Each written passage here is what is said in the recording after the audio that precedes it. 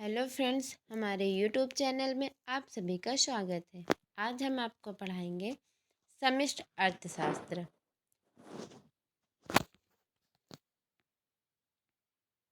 समष्टि अर्थशास्त्र को इंग्लिश में बोलते हैं मैक्रो इकोनॉमिक्स।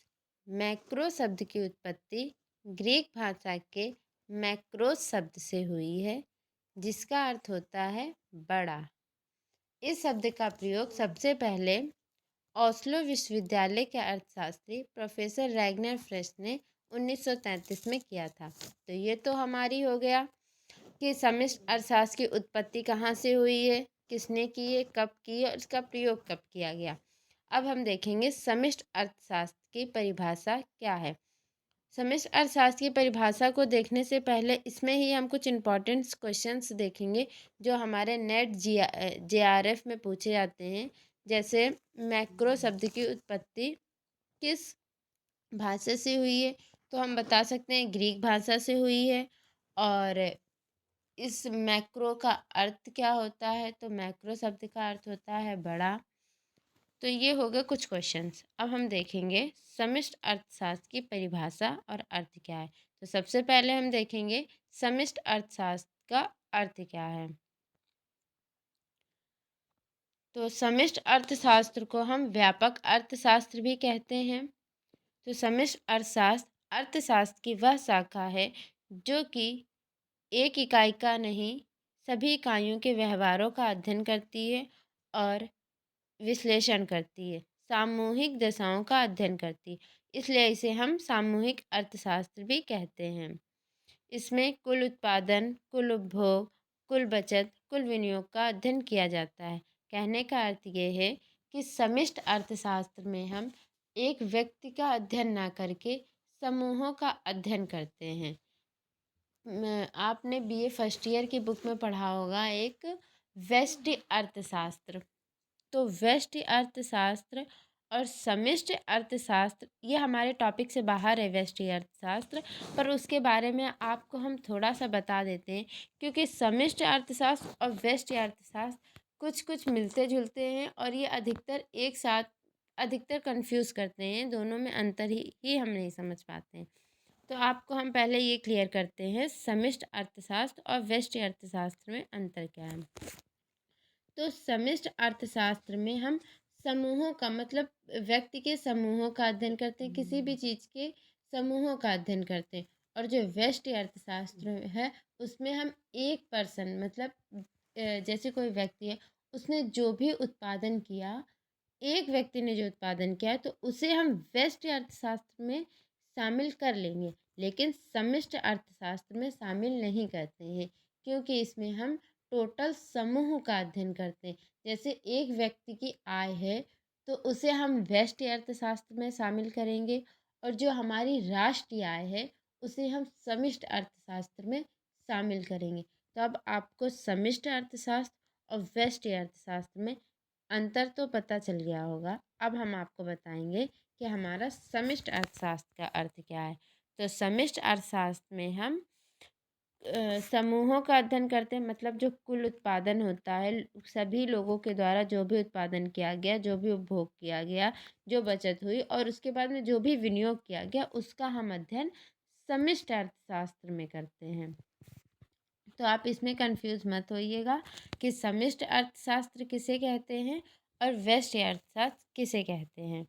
तो ये तो हो गया हमारा समष्टि अर्थशास्त्र का अर्थ क्या था। अब हम देखेंगे समष्टि अर्थशास्त्र की जो अलग अलग अर्थशास्त्रियों के द्वारा परिभाषाएं दी गई। तो सबसे पहली परिभाषा दी है प्रोफेसर बॉल्डिंग ने। उनके अनुसार व्यापक अर्थशास्त्र में व्यक्तिगत मात्राओं का अध्ययन नहीं किया जाता है। तो जो हमने आपको पहले बताया कि इसमें हम समूहों का अध्ययन करते हैं, व्यक्तिगत इकाइयों का, एक पर्सन की जो भी उत्पादन किया जाता है, उपभोग किया जाता है, बचत भी उसका अध्ययन नहीं करते हैं।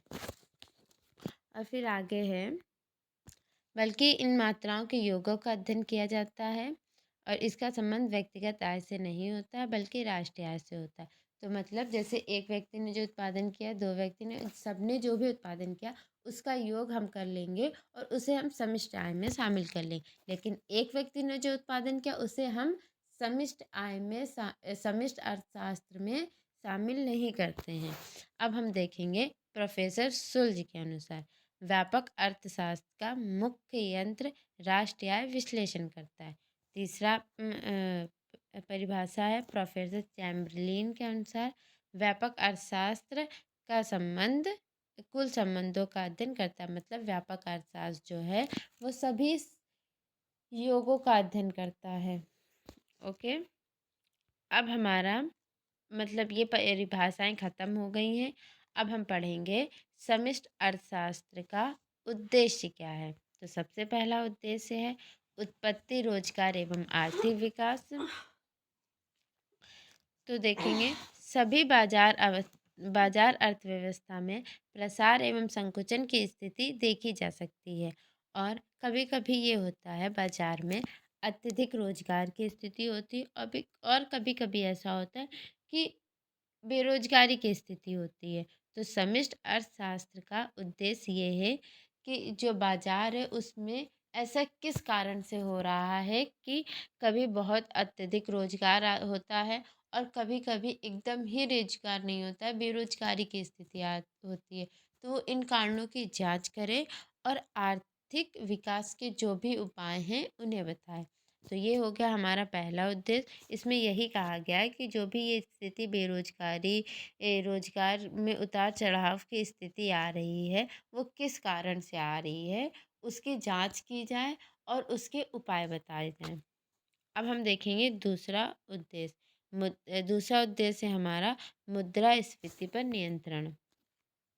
तो मुद्रास्फीति का अर्थ है बाजार अर्थव्यवस्था पर जब कीमत की कीमत वृद्धि होती है तो उसका भी बुरा असर पड़ता है। तो मुद्रास्फीति मतलब समष्टि अर्थशास्त्र का उद्देश्य ये है कि मुद्रास्फीति को नियंत्रण करें और कीमत स्थायित्व भी इसका मतलब उद्देश्य है कि वो स्थायित्व को बनाए रखे।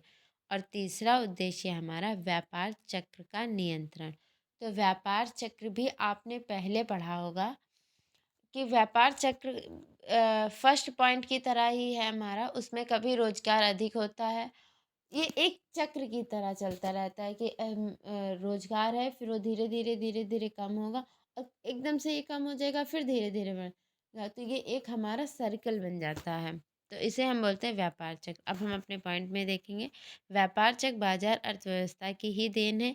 ऐसे चक्र की स्थिति में कभी कभी उत्पत्ति एवं रोजगार में तीव्र गति से वृद्धि होती है तो कभी कभी इसमें तेजी से गिरावट आती है। समष्टि आर्थिक नीति का यही उद्देश्य है कि व्यापार चक्र को समाप्त कर आर्थिक स्थिरता स्थापित की जाए। तो कहने का अर्थ यही है कि जो व्यापार चक्र है उसे समाप्त कर दिया जाए। जो जिस कारण से भी व्यापार चक्र होता है उसे समाप्त कर दिया जाए और आर्थिक विकास में स्थिरता की स्थिति लाई जाए। तो आज का वीडियो हमारा यहीं पर समाप्त होता है और इसके बाद हम आपको पढ़ाएंगे समष्टि अर्थशास्त्र की विशेषताएं क्या हैं। और आपको अगर हमारा चैनल पसंद आया हो तो इसे सब्सक्राइब करें, अपने दोस्तों को शेयर करें और जो भी कुछ ना समझ में आया हो हमें कमेंट करके आप पूछ सकते हैं।